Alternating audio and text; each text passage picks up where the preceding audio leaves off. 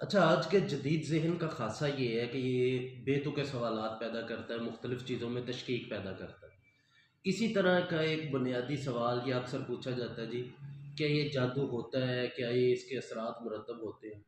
तो उसको साइंटिफिकली साबित करने के लिए मुझे अच्छी तरह याद है हमारे एक उस्ताद थे, उन्होंने एक वाक़या सुनाया था कि उनके जो उस्ताद मोहतरम हैं डॉक्टर दीन मोहम्मद साहब, वो एक दफ़ा सफ़र कर रहे थे। तो उनकी एक जॉइंट फ़्लाइट थी और उस फ़्लाइट में उनके साथ साथ वाली सीट पर एक गोरा बैठा था।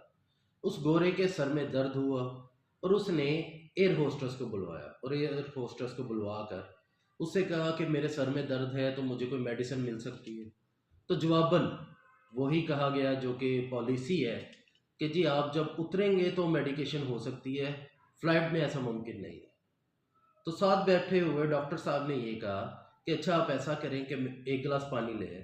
तो पानी आया, तो डॉक्टर साहब ने उस पे सूरह फातिहा पढ़ी और पढ़ के दम किया और उस आदमी को दिया और उस आदमी का सर दर्द ठीक हो गया।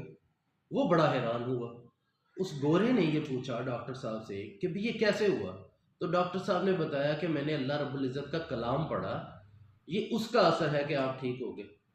तो वो गोरा चूंकि एथियस्ट यानी खुदा के वजूद का इनकार करने वाला था, तो इस वजह से उसने एक तंज़िया कहका लगाया और कहा कि ये तो मुमकिन ही नहीं है। तो उसके जवाब में डॉक्टर साहब ने उसे एक गाली यानी दो सख्त अल्फाज से मुखातब किया, जिस पर गोरा गुस्सा कर गया और खड़ा हो गया लड़ने के लिए। तो डॉक्टर साहब ने कहा कि एक मिनट बैठ जाओ, मेरी बात सुन लो, फिर उसके बाद तुम कर लेना जो करना है। तो वो गोरा बैठ गया।